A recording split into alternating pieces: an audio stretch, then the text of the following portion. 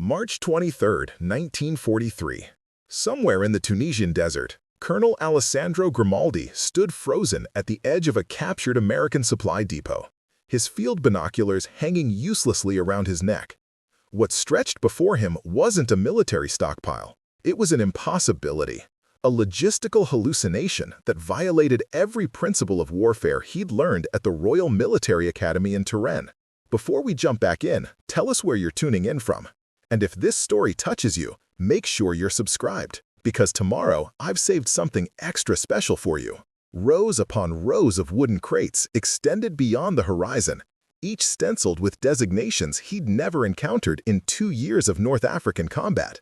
Not ammunition, not weapons, not fuel, but items that made his staff officers exchange bewildered glances and nervous laughter. Replacement tank treads by the hundreds, spare engine blocks stacked like children's toys, radio components in quantities that exceeded the total inventory of his entire division, and strangest of all, medical supplies sufficient to treat casualties that hadn't yet occurred, for battles that hadn't yet been fought, arranged with the casual confidence of men who assumed unlimited resources. This was February's depot, according to the manifest his intelligence officer had recovered. 1 month's routine resupply for a single American armored division. The mathematics made no sense. The logistics defied possibility. And in that moment of comprehension, Grimaldi understood with absolute clarity that Italy had already lost the war. Not through superior tactics or battlefield courage, but through an enemy capability so overwhelming it transformed warfare itself into an industrial equation where Italian gallantry became irrelevant arithmetic. The seeds of Italian miscalculation had been planted long before the first shots echoed across North African sand. In the ornate planning rooms of Rome's Comando Supremo during the winter of 1940, Italian military strategists had constructed their understanding of American industrial capacity based on information that was simultaneously accurate and catastrophically misleading. They possessed correct statistics about American steel production, automotive manufacturing, and agricultural output, but they fundamentally misunderstood what those numbers meant when translated into military logistics. General Ettore Bastico, overall commander of Italian forces in Libya, had dismissed early intelligence reports about American supply capabilities with the confident disdain of a career officer who'd studied European warfare for 3 decades. During a planning conference in December 1940, he'd famously remarked to his staff that Americans know how to build automobiles and refrigerators, not armies. The laughter that followed that observation would echo with bitter irony through subsequent years of defeat. Italian military doctrine in 1940 reflected centuries of European warfare, where supply lines stretched back to nearby industrial centers, where replacement parts arrived from factories mere hundreds of kilometers distant, and where logistical planning assumed scarcity as the fundamental constraint on military operations. Italian quartermasters calculated supply requirements based on conservation principles. They planned for shortages. They designed systems around the assumption that every spare part, every replacement component, every backup system represented precious resources that must be husbanded with obsessive care. Captain Vittorio Castellano, a logistics officer stationed in Tripoli during the early months of Italian involvement in North Africa, maintained detailed records of Italian supply practices that would later illuminate the philosophical chasm separating Italian and American approaches to military logistics. His journals documented a military machine that operated under perpetual scarcity constraints, where mechanics cannibalized damaged vehicles to keep operational ones running, where ammunition expenditure was carefully monitored and restricted, where soldiers received minimal rations to extend supply line effectiveness. The Italian military supply system in North Africa functioned like a carefully balanced equation where every input was measured against limited outputs. Transport ships from Italy arrived irregularly, often diverted by British naval operations or submarine threats. When supplies did arrive, they came in quantities calculated to meet minimum requirements rather than operational optima. Italian commanders planned operations not around what they wanted to achieve, but around what their supply situation would permit. This scarcity mindset permeated every level of Italian military thinking. Tank commanders learned to operate their vehicles with extreme mechanical sympathy, knowing that replacement parts might not arrive for months. Artillery officers restricted fire missions to conserve shells that arrived in quantities barely sufficient for defensive operations. Infantry units stretched food supplies by supplementing rations with whatever could be locally procured or captured from British stocks. The Italian military supply system in North Africa functioned like a carefully balanced equation, where every input was measured against limited outputs. Transport ships from Italy arrived irregularly, often diverted by British naval operations or submarine threats. When supplies did arrive, they came in quantities calculated to meet minimum requirements rather than operational optima. Italian commanders planned operations not around what they wanted to achieve, but around what their supply situation would permit. This scarcity mindset permeated every level of Italian military thinking. Tank commanders learned to operate their vehicles with extreme mechanical sympathy, knowing that replacement parts might not arrive for months. Artillery officers restricted fire missions to conserve shells that arrived in quantities barely sufficient for defensive operations. Infantry units stretched food supplies by supplementing rations with whatever could be locally procured or captured from British stocks. Colonel Francesco Lombardi, commanding the Ariete Armored Division in early 1941, exemplified Italian adaptation to chronic supply limitations. His division operated with less than 60% of its authorized vehicle strength, not due to combat losses, but because replacement parts simply didn't exist in Italian supply chains. His maintenance crews had become artists of improvisation, fabricating components from scavenged materials, adapting civilian vehicle parts to military applications, and keeping tanks operational through mechanical ingenuity that would have impressed peacetime engineers. The Italian understanding of normal military supply operations was shaped by this environment of perpetual shortage.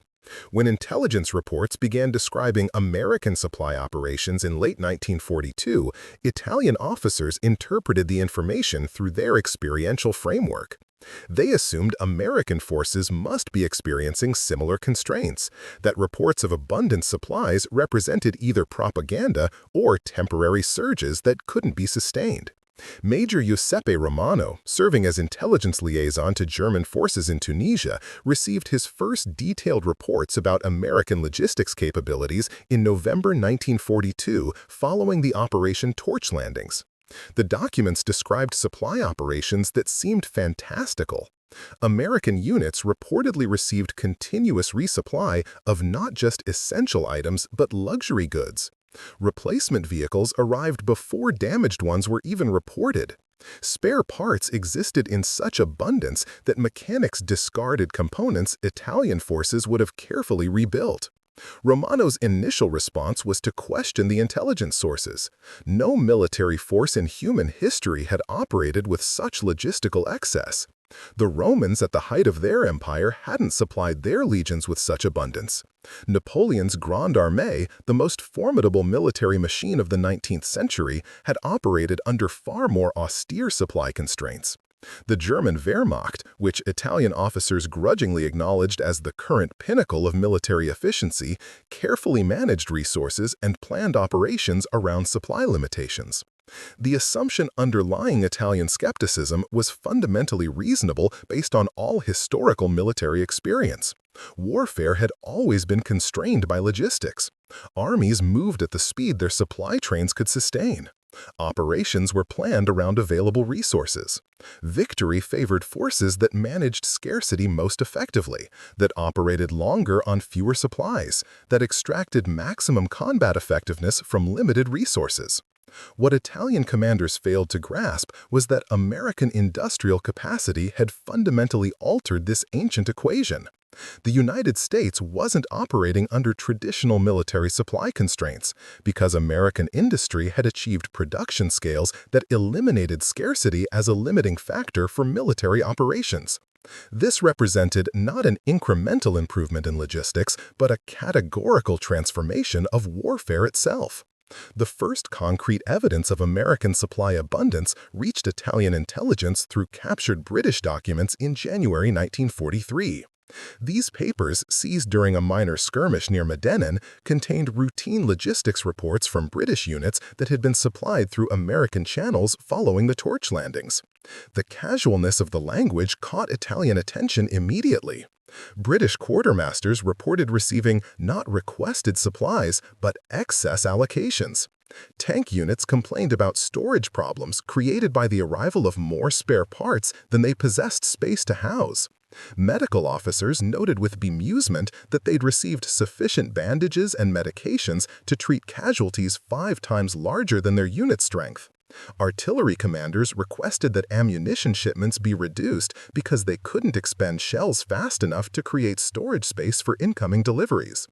Captain Alessandro Marini, translating these documents for General Bostico's staff, initially suspected they were British deception materials planted to inflate perceptions of Allied supply capabilities. The described logistics situation violated every principle of military operations. No army received more supplies than requested. No quartermaster complained about excess resources. No commander asked for reduced shipments because abundance created storage problems. But as more captured documents accumulated through early 1943, a disturbing pattern emerged. The British weren't exaggerating. If anything, their reports understated the scale of American supply operations.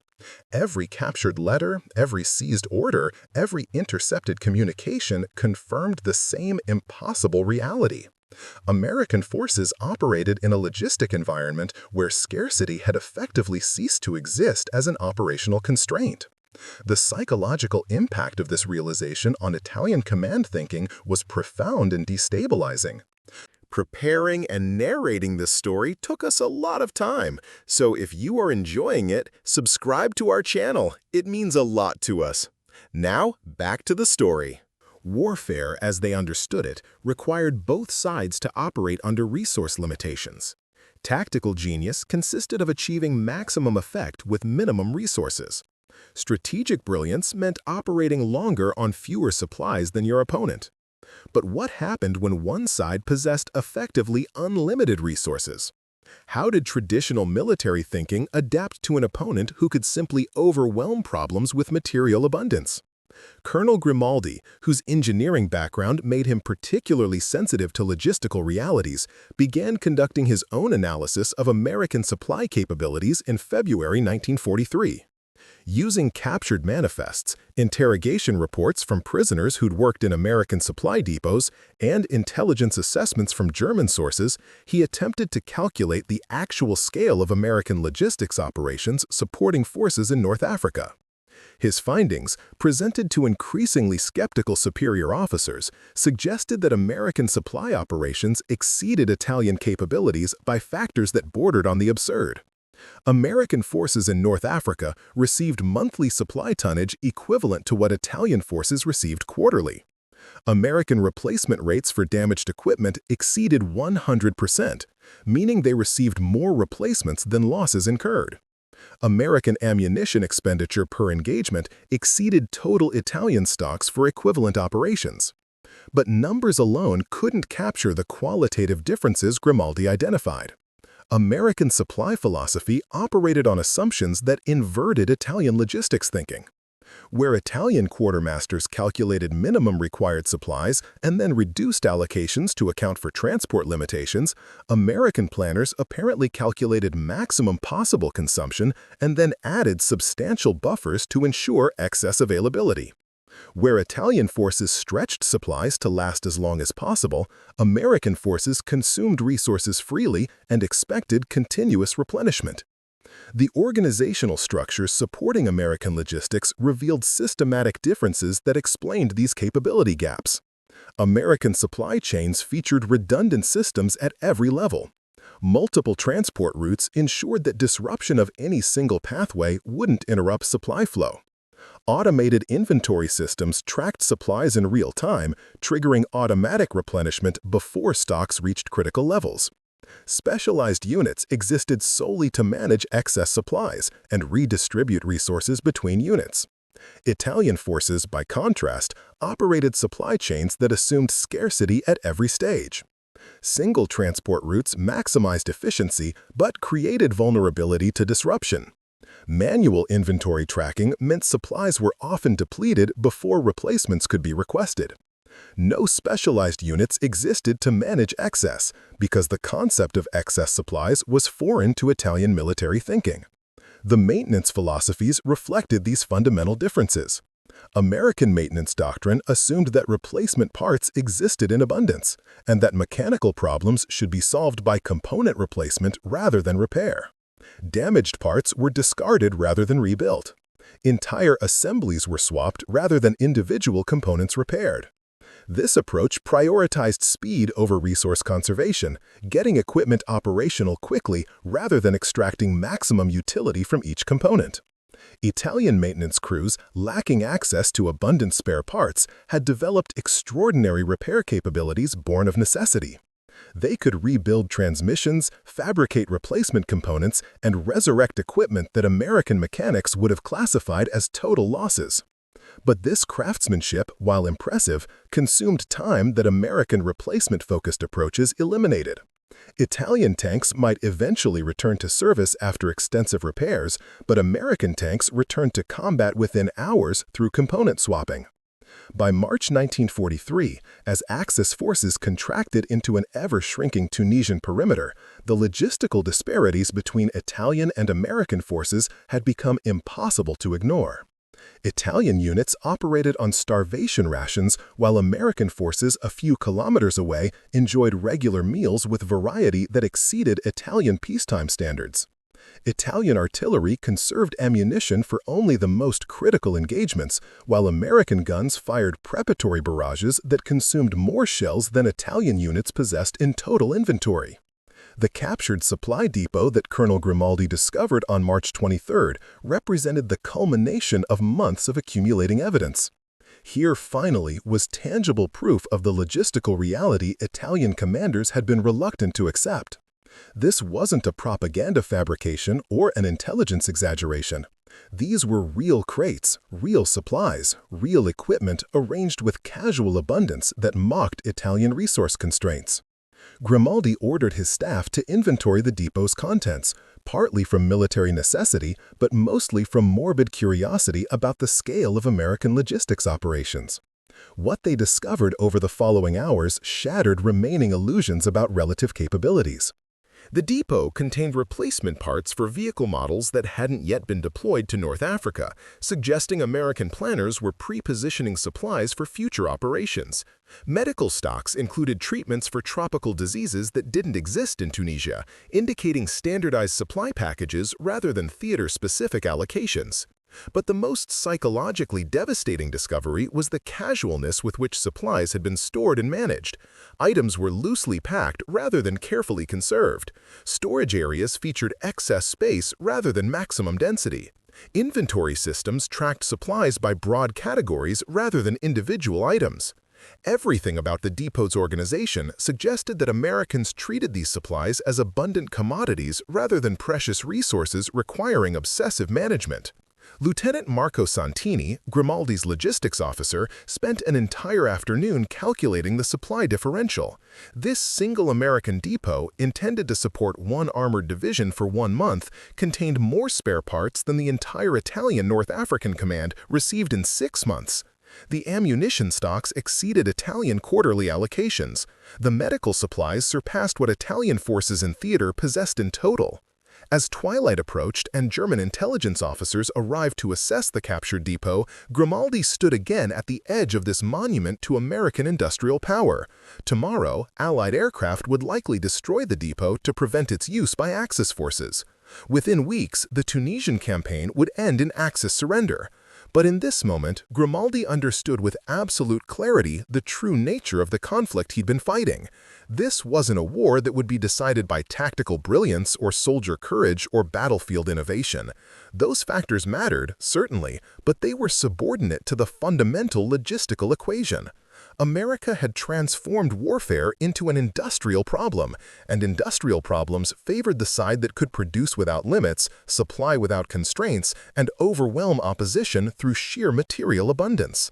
The laughter of Italian commanders who dismissed American supply capabilities now seemed like the bitter joke of history itself. They had been right to laugh at American military traditions, at their lack of martial culture, at their inexperience with European-style warfare. But they had been catastrophically wrong about what mattered. In the end, America didn't need battlefield experience or military tradition. They had something better. They had the industrial capacity to make such considerations irrelevant through the simple expedient of overwhelming every problem with unlimited resources. The transformation of Italian military thinking didn't occur through sudden revelation, but through accumulated encounters with American logistics that progressively dismantled every assumption about how modern warfare functioned. Each captured supply cache, each interrogated prisoner, each intercepted communication added another piece to a puzzle that revealed an opponent operating according to rules that seemed to violate the fundamental laws of military economics.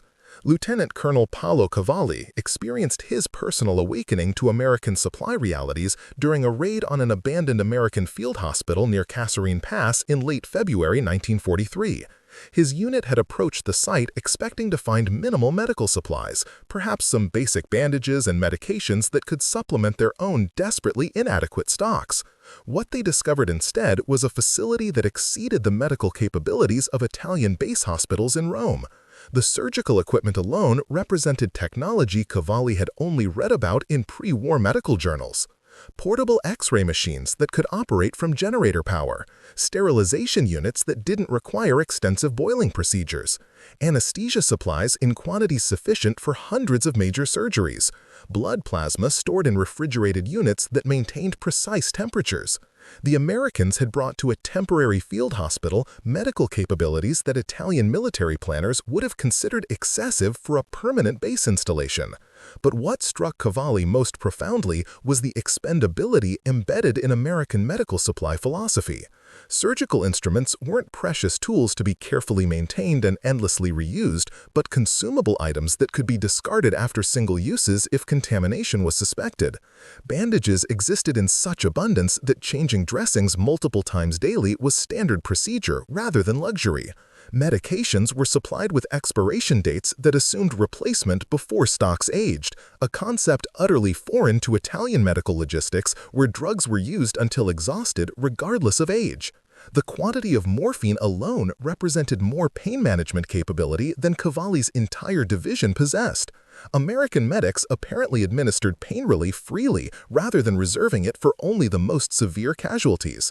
This casual approach to narcotic distribution would have been impossible in Italian forces, where morphine supplies were so limited that even grievously wounded soldiers often received minimal pain management. Lieutenant Colonel Paolo Cavalli experienced his personal awakening to American supply realities during a raid on an abandoned American field hospital near Kasserine Pass in late February 1943. His unit had approached the site expecting to find minimal medical supplies, perhaps some basic bandages and medications that could supplement their own desperately inadequate stocks. What he discovered instead was a facility that exceeded the medical capabilities of Italian base hospitals in Rome. The surgical equipment alone represented technology Cavalli had only read about in pre-war medical journals.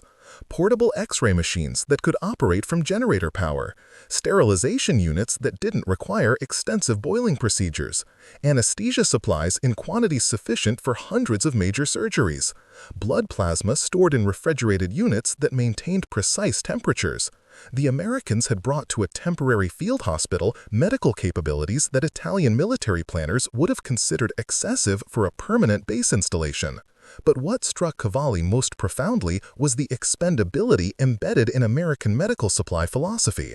Surgical instruments weren't precious tools to be carefully maintained and endlessly reused, but consumable items that could be discarded after single uses if contamination was suspected. Bandages existed in such abundance that changing dressings multiple times daily was standard procedure rather than luxury.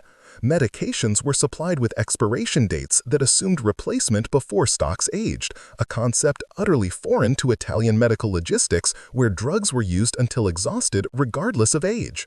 The quantity of morphine alone represented more pain management capability than Cavalli's entire division possessed. American medics apparently administered pain relief freely rather than reserving it for only the most severe casualties. This casual approach to narcotic distribution would have been impossible in Italian forces, where morphine supplies were so limited that even grievously wounded soldiers often received minimal pain management. Cavalli ordered his medical officers to evacuate everything transportable, but the exercise felt futile. They could carry away perhaps 5% of the supplies present. The remainder would be destroyed when German demolition teams arrived to deny the site to Allied forces if they retook the area.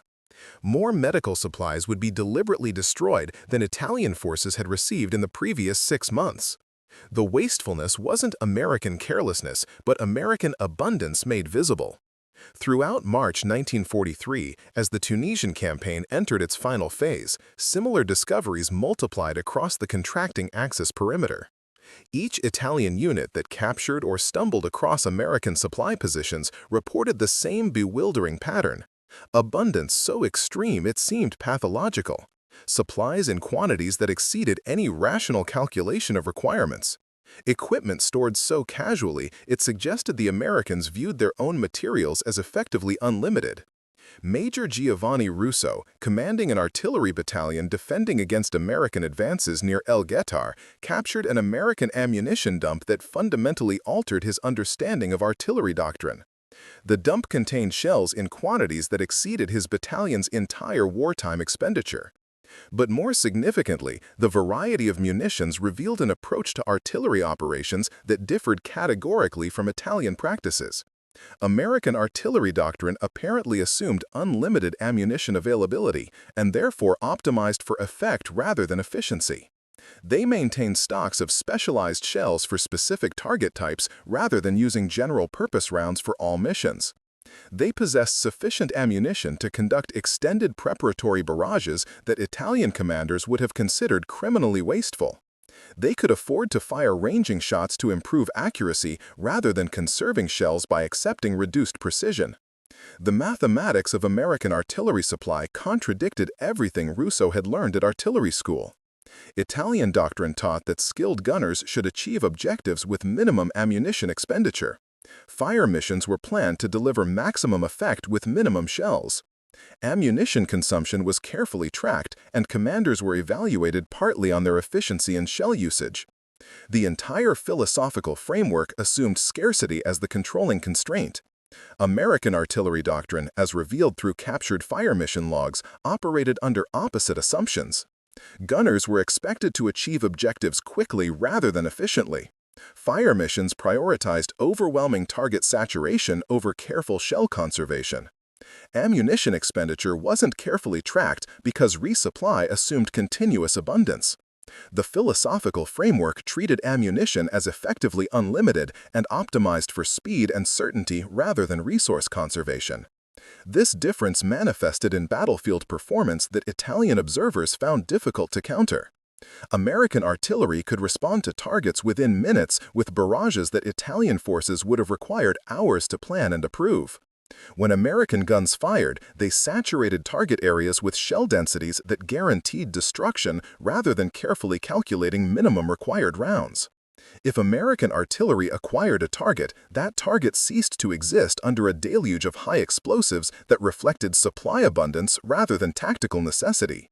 Captain Stefano Morelli, serving as forward observer for Italian artillery, kept detailed notes comparing Italian and American artillery practices that illustrated the practical consequences of supply differentials. During a defensive action near Sidi Bouzid, Morelli's battalion engaged an American armored column with carefully planned fire missions designed to achieve maximum effect with limited ammunition.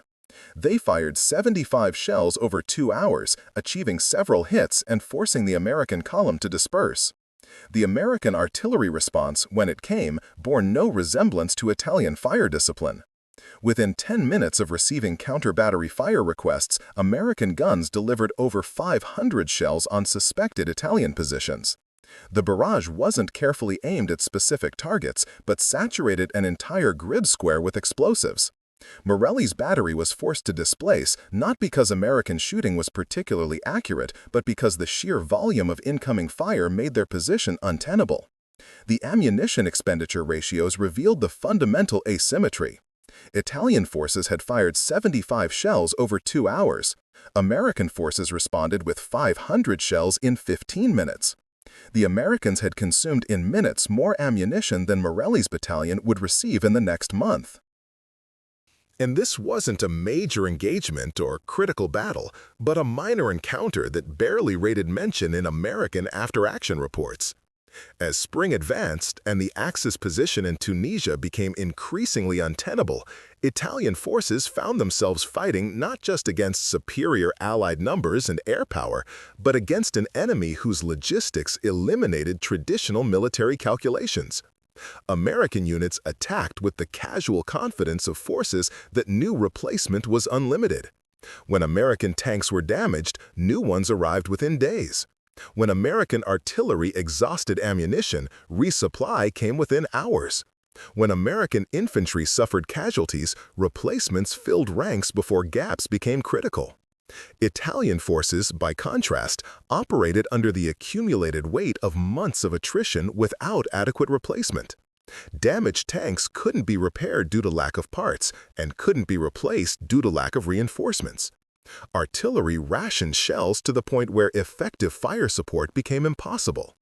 Infantry units fought at 50% strength because replacement soldiers never arrived. The disparity wasn't just about current capability, but about trajectory. Americans grew stronger with each passing week, while Italian forces degraded through simple attrition. Colonel Grimaldi, now serving as logistics coordinator for the shrinking Axis perimeter, spent his days performing triage on an impossible situation. He allocated non-existent supplies to units that needed everything. He redistributed ammunition from quiet sectors to active fronts, robbing Peter to pay Paul, in transactions that left both parties critically short. He watched Italian soldiers perform mechanical miracles, keeping vehicles operational with improvised parts, while American mechanics, a few kilometers away, discarded equipment Italian forces would have treasured. The final evidence of American supply supremacy came not through dramatic discovery, but through grinding accumulation of small observations that collectively painted an undeniable picture. Italian soldiers reported that American prisoners seemed genuinely confused by Italian supply situations, unable to comprehend that spare parts didn't exist or that ammunition was strictly rationed. American prisoners described supply systems where requisitions were automatically approved, where equipment was replaced based on age rather than condition, where excess supplies were routinely destroyed rather than carefully conserved. One captured American supply sergeant, interrogated by Italian intelligence officers in April 1943, provided testimony that encapsulated the philosophical chasm separating American and Italian logistics.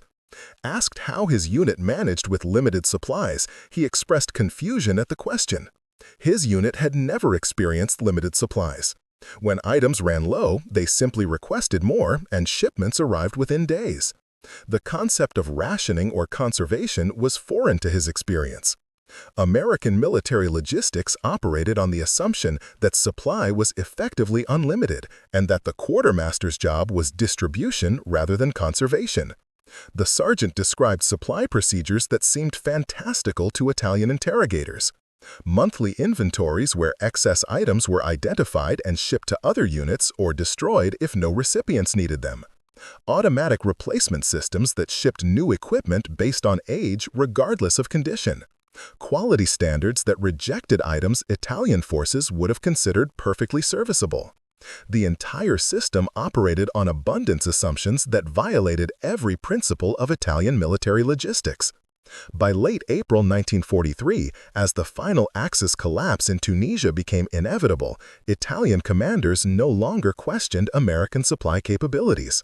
The evidence had become overwhelming and undeniable. What remained was the bitter task of understanding how they had so catastrophically misjudged their opponent and what this meant for the future of Italian military resistance. General Bastico, evacuated to Sicily before the final surrender, prepared reports for Rome that attempted to explain the North African defeat in terms that might penetrate the comfortable illusions still prevalent in Italian high command.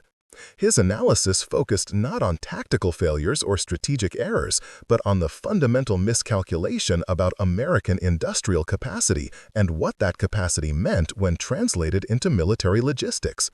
The Americans had won the North African campaign, Bastico argued, before the first shot was fired. They won it in Detroit factories producing vehicles faster than German and Italian forces could destroy them. They won it in Pittsburgh steel mills producing metal in quantities that made replacement of losses irrelevant. They won it in countless American farms producing food supplies that eliminated logistics as a limiting factor. The actual fighting was merely the visible manifestation of an industrial victory that had already been decided by production capacity. Italian military doctrine, Bostico concluded, was fundamentally incompatible with warfare against an opponent with effectively unlimited industrial resources. Italian forces had trained to fight European-style conflicts, where both sides operated under scarcity constraints, and victory favored forces that extracted maximum effectiveness from limited resources. Italian military doctrine, Bostico concluded, was fundamentally incompatible with warfare against an opponent with effectively unlimited industrial resources. Italian forces had trained to fight European-style conflicts, where both sides operated under scarcity constraints, and victory favored forces that extracted maximum effectiveness from limited resources. But America had eliminated scarcity as a military factor through industrial capacity that transformed warfare into a production problem rather than a tactical challenge. The implications for future Italian resistance were devastating. If American supply capabilities in North Africa represented their standard operational logistics rather than exceptional effort, then Italian forces fighting in Italy itself would face similar material disadvantages. American forces invading Italy would arrive with the same abundance that had characterized their North African operations. They would overwhelm Italian defensive positions not through superior tactics, but through the simple expedient of having unlimited resources to apply against finite Italian resistance. Colonel Grimaldi, captured during the final Tunisian surrender in May 1943, spent his first weeks as a prisoner observing American logistics operations from inside Allied prisoner camps. What he witnessed confirmed his worst assessments. The prisoner camps themselves operated with supply abundance that exceeded Italian military installations. Prisoners received better food than Italian soldiers had eaten during active combat. Medical facilities provided better care than Italian field hospitals.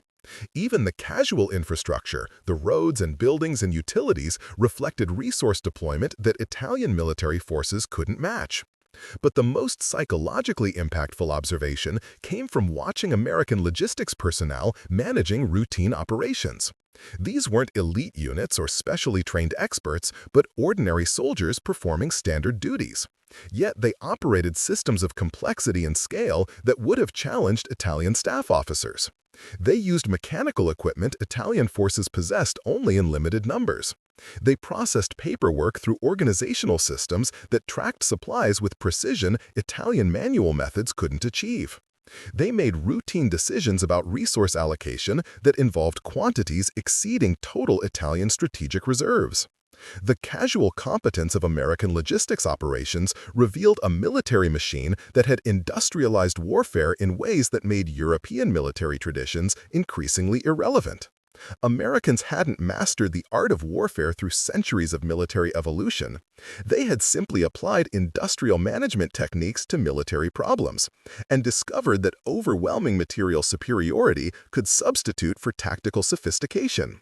Grimaldi's final report, written in captivity and smuggled to Italian authorities through neutral diplomats, contained assessments that would prove prophetic for the Italian campaign. American forces would invade Italy with the same logistical abundance they had demonstrated in North Africa. Italian defenders would find themselves fighting an enemy that could afford to make mistakes because they possessed the resources to simply overwhelm problems through material application. Traditional Italian defensive tactics that relied on resource efficiency and tactical skill would prove inadequate against an opponent who could afford to bypass strong points, sustain continuous pressure, and replace losses faster than defenders could inflict them. The laughter of Italian commanders who had dismissed American supply capabilities in 1940 had transformed into the bitter recognition that they had fundamentally misunderstood the nature of modern warfare. Victory in industrial-age conflicts didn't favor the most tactically sophisticated or strategically brilliant or militarily experienced. It favored the side that could produce without limits, supply without constraints, and treat warfare as a production problem amenable to industrial solutions. As German and Italian prisoners marched into Allied captivity in May 1943, they passed American supply depots, still receiving continuous shipments despite the campaign's conclusion. Mountains of supplies accumulated for operations that would never occur in Tunisia, but would simply be redirected to future campaigns. The casual wastefulness of this abundance, supplies that exceeded requirements continuing to arrive because American logistics pipelines operated according to planned schedules rather than immediate needs, provided the final commentary on the campaign's fundamental dynamics. Italian commanders had learned through defeat what they should have understood from the beginning. In warfare between industrial powers, victory ultimately favored the side that could afford to be inefficient, that could overwhelm tactical skill with material abundance, that could treat resources as effectively unlimited because their industrial capacity made such assumptions reasonable. America had transformed warfare from an art to an industrial process, and industrial processes favored the nation with continental resources and unlimited production capacity. Up next, you've got two more standout stories right on your screen. If this one hit the mark, you won't want to pass these up. Just click and check them out.